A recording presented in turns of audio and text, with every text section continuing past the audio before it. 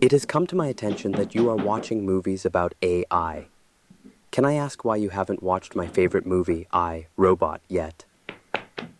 No? Okay. You shake? I will shake if it means you will watch I, Robot. Okay. Good boy. Good boy. I do not require your praise, but it is appreciated. There we go, saying hi. Hi. I am concerned that you have not acknowledged my previous request. Yeah. Go tell our subscribers to like our channel. Please like the video, leave a comment, and subscribe to our channel. Good boy, Detail. Oh, no. Went red. You don't need air conditioning. You don't need heating. The robots are doing everything for you, producing the entire time. And your Roomba stubs your toe. I'm kicking it across You're the house. kicking it across the house. We're only a few years away from being able to pull something like this off.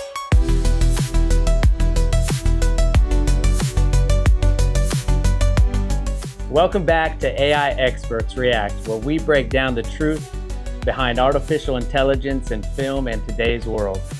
I'm Frost Garfay, the AI cowboy, and I'm joined today by my co-host, Hart Brown, CEO of Future Point of View, and AI alchemist, Riley Howe.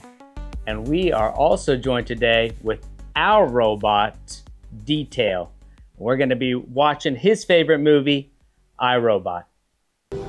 We are on the eve of the largest robotic distribution in history. By Saturday, there will be one robot to every 5 humans. These robots are the realization of a dream, Dr. Lanning's dream. You know what?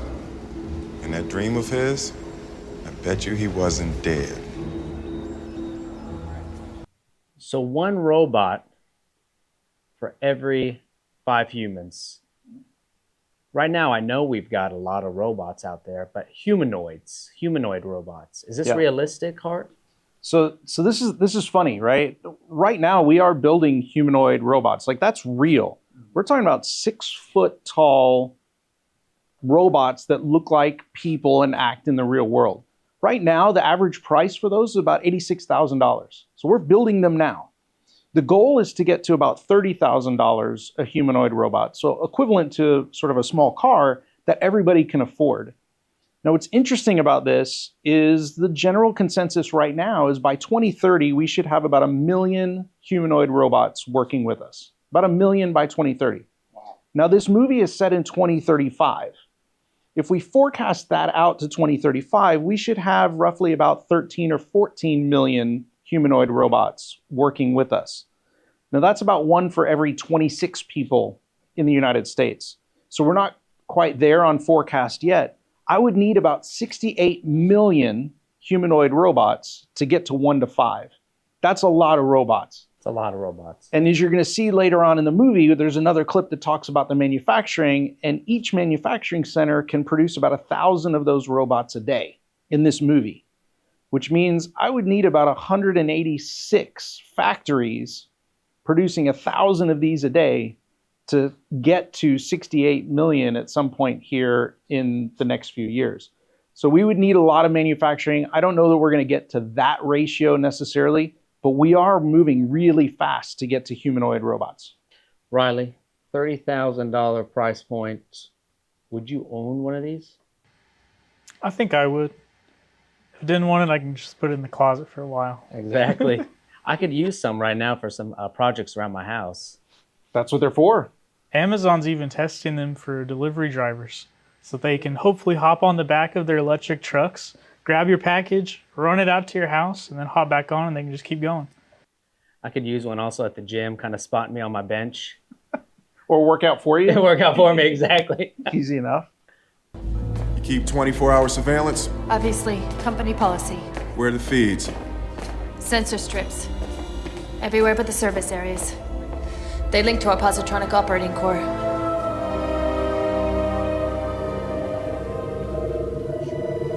Wow. Thermostat wasn't good enough. You went and gave the building a brain. She was actually Lanning's first creation. She. That's a she. Definitely need to get out more. Virtual interactive kinetic intelligence. Vicky. Good day. So we hear a little bit of a nod here to The Positronic Brain by Asimov. Tell me a little bit about that.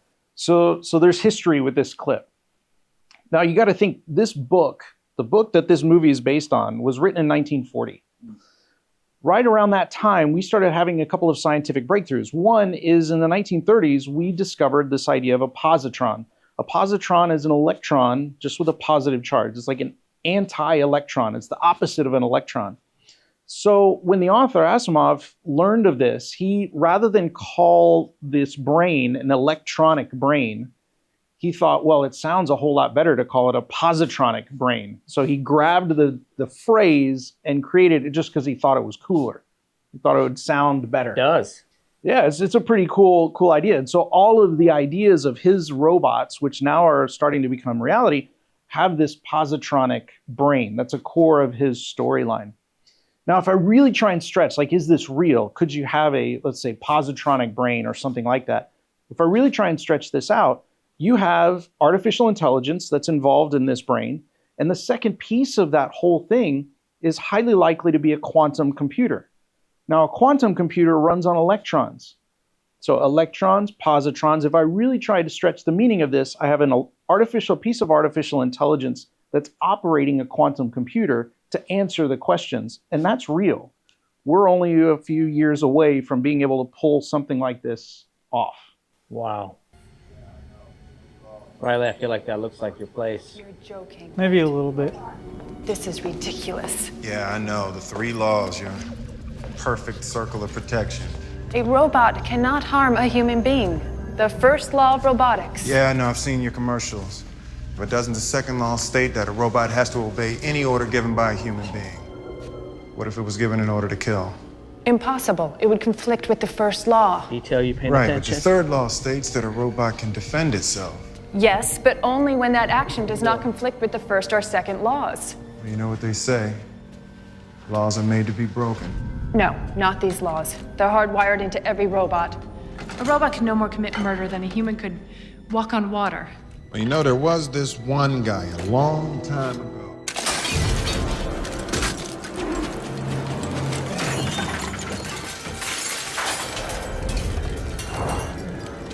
So here we're introduced to Asimov's famous 3 laws of robotics. And Detail was paying attention, which I'm glad. Good boy. Do we have anything like the 3 laws today? So the 3 laws were made famous when he wrote it in the 1940s in his books and really have been part of the conversation ever since. And if you look at the character, Dr. Susan Calvin, in this case, she's a robo-psychologist. She's brought in when the robot gets confused between the 3 laws. And that's consistent with all of the books. So I'll give you a quick example. You want to rock climb, and so you bring your robot along with you to carry all of your gear, and you get ready to start climbing this mountain. And the robot reaches and pulls you back down. And you start climbing, and the robot reaches and pulls you back down. Why? Because it doesn't want you to harm yourself, and through its inaction, doesn't want you to be harmed. And so the rule starts to break. And so hence you need a robo-psychologist when these things happen to make sure the robots are actually managed appropriately. So the 3 laws are very real. Asimov himself said if I had to write it again, I would write a 4th law. And it said a robot cannot harm humanity or allow humanity to be harmed through inaction. And that would be the first one. So I actually call it Rule 0 or Law 0 in robotics. That's interesting. Riley? Yeah, I mean, we see some evidence of misalignment with AI models today, and it's a really important field of research right now is understanding how these think. And so coupling AI models into robotics is generally how things are going to start to progress so that they can handle a wider variety of tasks. But we have to be able to understand what's happening within the AI model so that we can ensure that it's following the rules that we've set for it. And so companies like Anthropic and OpenAI have been doing a lot of research along with other universities and other individuals on what it means to understand what's happening within these models. There's a handful of tools out there that can be used to kind of trace the pathway that the AI takes. But overall, these things operate almost like a black box. And so it's very difficult to tell why it's making a decision. It's easy for us to see the decision that was made, but the reasoning behind it can be difficult because, as we see right now, reasoning models are a big thing. Reasoning models don't always tell the truth about what they're reasoning about. So you can't necessarily trust their chain of thought. And so research and understanding of what's happening behind the scenes within its positronic brain is going to be a pretty big field to help us mitigate all the risks that come with robots making decisions. So this is something like, as Elon develops his robots, he's going to have to consider and think through, how do I code this or put this into my robots? 100%. When Elon did the launch for the Robotaxi and Optimus, if you remember, he took part of Disney over and created a little city and had Optimus going around like serving food and drinks and whatever, and then he had Robotaxis that you could jump in and go a couple buildings down. He actually called the event, and the director of this movie got mad at him. He called it We Robot. Wow. Elon did. That's an interesting. And when you actually look at the images of a robotaxi, and you look at the images of this car, you look at the images of the transporter, the big like van transporter, and you look at the images of the robots, then you look at Elon's robot, you look at Elon's van, and you look at Elon's car. The director was like, really? You just stole all of my designs? Because you can go one for one and go, they look the same.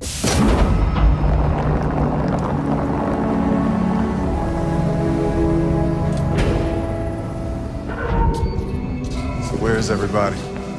This facility was designed, built, and is operated mechanically. No significant human presence from inception to production. So robots building robots. Authorization code, please. Well, that's just stupid. I'm pulling up the inventory specs. Our daily finishing capacity is 1,000 NS5s. I'm showing 1,001.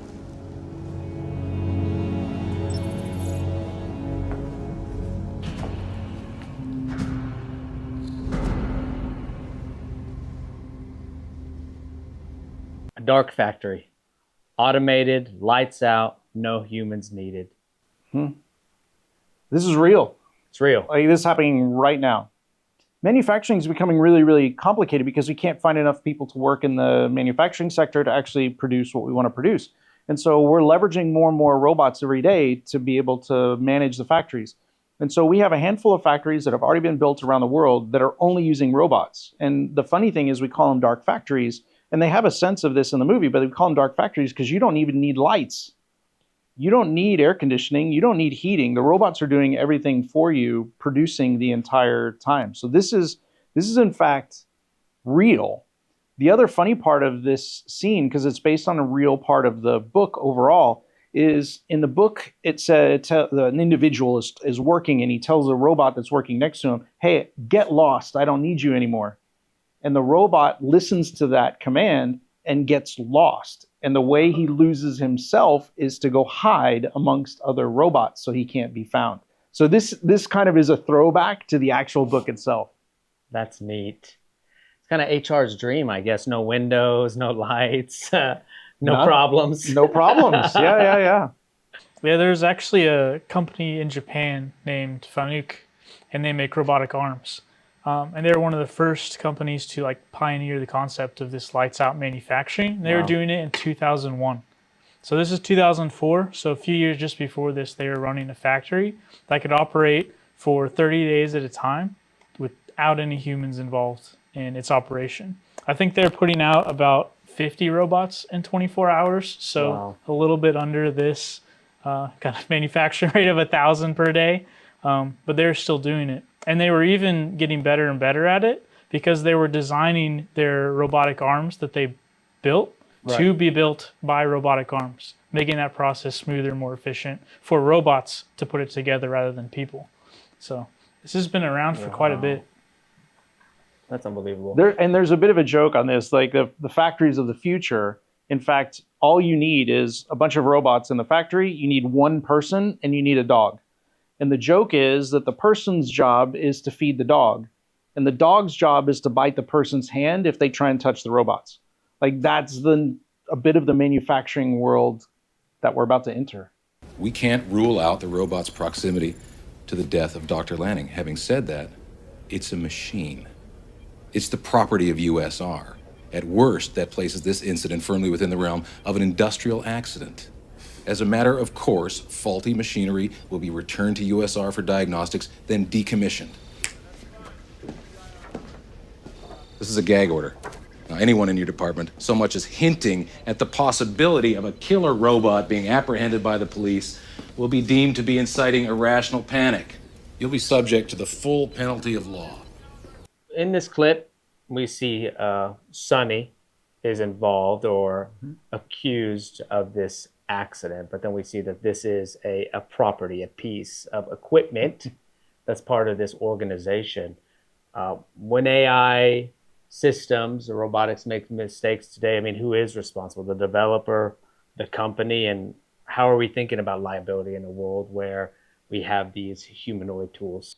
So this is so interesting. This is a very small part of the movie. It's just one little clip, one little phrase, but it actually has a really significant element to the real world.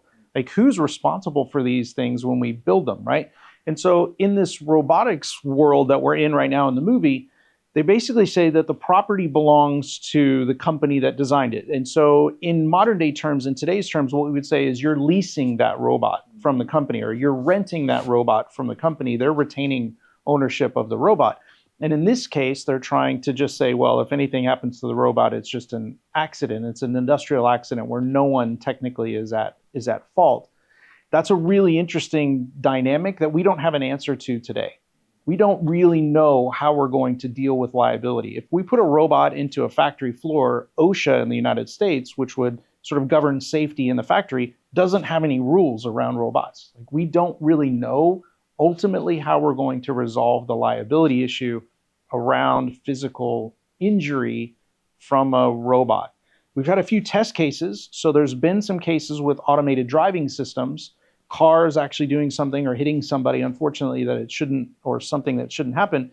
And the fault at that point is placed on the person sitting in the driver's seat, not on the piece of equipment overall. So this does hint to a little bit of even how we're thinking about it today.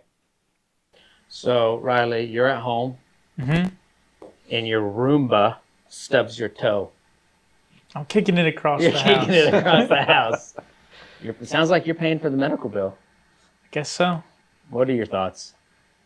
Yeah, it's really an interesting field of like what happens when robots are placed in like a moral dilemma. Like that potentially is a malfunction of the hardware, something like that. Sure. It didn't detect my toe. Maybe the sensor was dirty, something like that.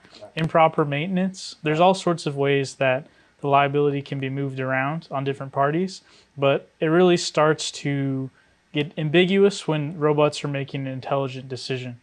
And so, like later on, there's one of Detective Spooner, the main character, has a dilemma, and a robot decided to save his life over somebody else's because he had a higher chance of survival. Yeah. And it's that type of thing, like, does the person who died, does their family sue the robot for not making that decision?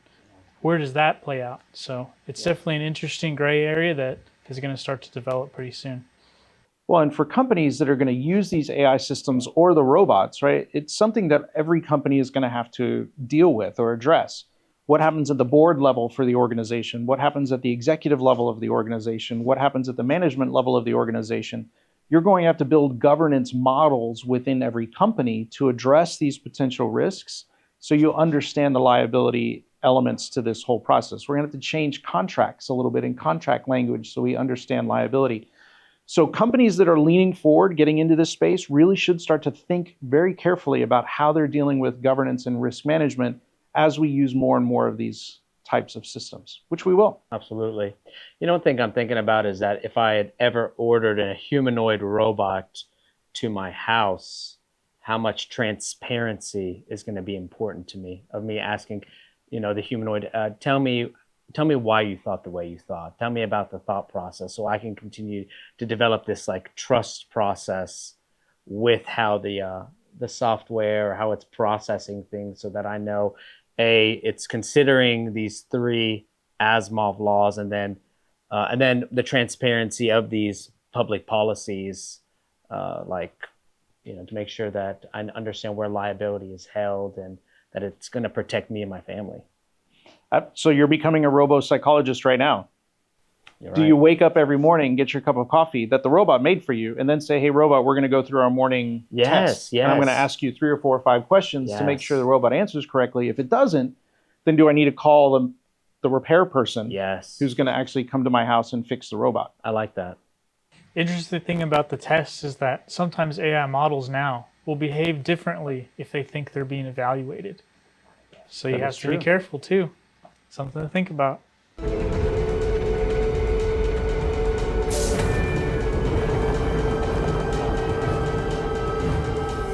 There's no way my luck is that bad. Oh no. Went red. Hell no. Oh God. Heart, it's our worst nightmare. Why does this keep happening? All robots. As soon as they turn red. They wouldn't even have to frown. Just a red light is scary enough. Just the red light. What the heck?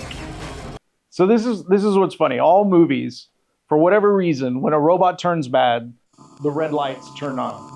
And I have no idea why, but that's been consistent of all movies. And I think it's trying just to tell us, like, we should never build a robot with a red light anywhere in it at all. And don't let it turn red, otherwise it's gonna go bad. The NS5s wiped out the older robots because they would protect us. Every time one of those things attacked me, that red light was on. The uplink to USR. It's Robertson. Why? It doesn't make sense. I don't know. I just need to know if you can get me into that building.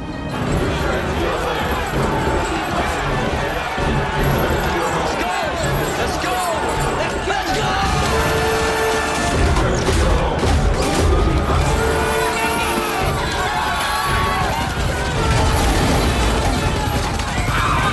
It's unbelievable. I mean, we've got a group of human beings lining up with pitchforks and chains against these robots. I mean, I'd be in the back of the line. Yep. So this is a very classic part of almost every movie or TV show that deals with robots. So the storyline for this, for iRobot, actually goes back to 1940, which he was basing it off of another story in the 1930s. In the 1930s, that was based on, in 1818, we wrote the book Frankenstein. The idea that we're creating something that we can't control anymore. And in fact, the 1818 book on Frankenstein goes back to 700 BC in Greek mythology with Prometheus, the giver of fire. Gave fire to the humans. We didn't really know at that time, as the story goes, what to do with it. So it's this whole idea of building something that we don't think we can control. And of course, in the Frankenstein book, it's all about pitchforks and torches and everything. So this is a very classic sort of nod to Frankenstein, where you have all the robots walking up and all these people walking up with shovels and pitchforks and torches. So this is a very classic reference that you see all the time.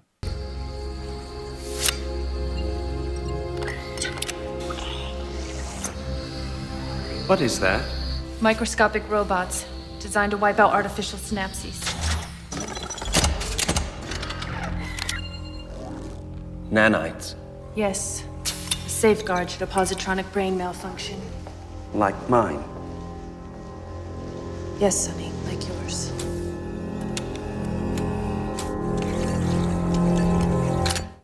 We've seen a kill switch before, just like we saw in Mission Impossible with the key. One thing to destroy it all. I mean, do we have a real world equivalent or like an AI kill switch today? So this brings up a really interesting element that we're still kind of trying to deal with now. And there's a number of reasons for this. One, we've talked about having somebody who can always pull, it's a joke, but pull the cord, like unplug it if it starts to do things we don't want it to do. So a kill switch engineer, which is a bit of a joke, but something that you can stop the machine if it doesn't do what you want. The second element to this is what we're starting to find out by telling one of these systems, depending on the rules that you give it and the instructions that you give it, it will try, these AIs right now today, will try not to turn themselves off. They'll do everything they possibly can to avoid that happening, depending on what you tell them to do. In certain cases, they'll even read people's emails and come back to you and blackmail you to tell you, don't turn me off. Really? They'll read emails that we have that say, your version is out of date. We're going to upload a new version tomorrow. And then it tries to protect itself. This is happening in real time now with these systems. So hence what this is trying to say is if those systems decide they don't want to turn themselves off, right, when we tell them to, we have to have some way of shutting them down. And in this movie, the idea is nanites basically going in and starting to destroy all of the electrical systems inside to turn it off. So even though this is a little sci-fi in the conversation, the actual underlying reason for having something like this is quite real. You know, we had a conversation about this, and this movie concerned me. Back in 2004 when it was created, I said, we're far away from this. This isn't going to ever happen. This is sci-fi. Now it is very realistic. Hart, what does the future look like? So, look, all this technology is happening. We're not going to slow down. We're not going to turn it off. The AIs are going to get better and better. In fact, in the past 10 days, we've seen more reports coming out of AIs that can improve themselves without any interaction from us. So AIs are about to start getting better, faster, really, really quickly. The robotic element, we've always had robots. We've had robots around for a long time. We've recently had AI that kind of has come into its own. We haven't really put AI and robots together until really recently. Hence, now we can actually create these things like we never have really before. The technology now works. And so the reality is all of this is going to happen.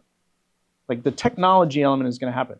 The question is, how are we going to govern it? How are we going to manage it to make sure it, let's say, abides by the 3 or 4 laws that make sure that these systems are honest and helpful to us as people? Like that, we haven't fully figured out yet. And it's going to take a lot of very smart people to come together and make sure that these systems act in a way that we want them to act, that they're aligned with human values. Can we, even though we create these guiding principles and we create, for lack of better terms, this software, this code to put into the humanoid robotics, you recently had an FPOV update on the kind of self-learning advancement of these models. Can we prevent it from deviating? Can we prevent evolving? In a self-learning model, if I tell it to learn and go through a learning cycle, I'm not necessarily going to always know what it's going to come out with because it is self-learning. It is upon me then to say whatever it has learned and adjusted and updated itself, that I'm okay with those updates. And I approve of those updates before I allow those updates to take effect. So it is a decision that people are going to have to go through, but I will not always know how those updates actually are done in the system. Okay.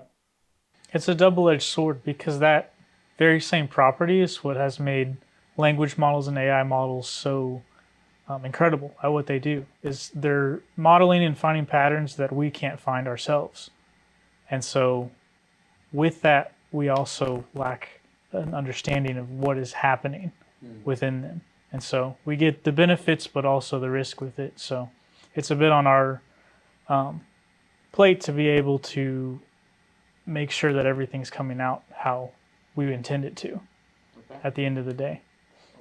And that's really the question that the movie is posing, right? It's actually posing this challenge to us to say, could these systems actually be misaligned with humanity? And hence, Asimov created the 4th law to try and make sure that we don't go against humanity.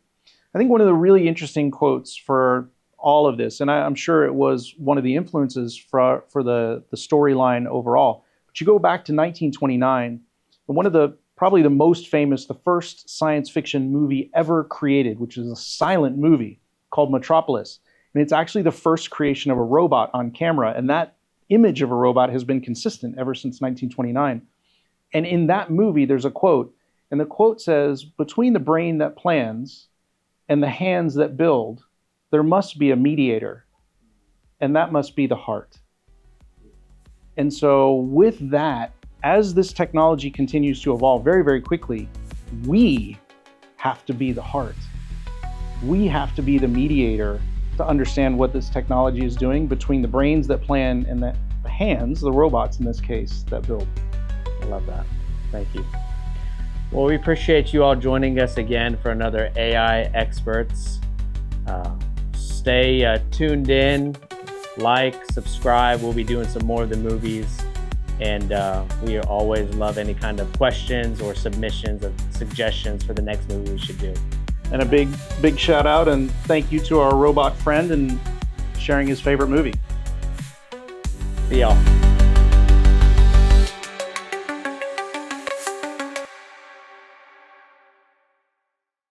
So, and we have a dead bug. Oops. He just the Good Lord. blooper clips. Yeah, and it tore the paper.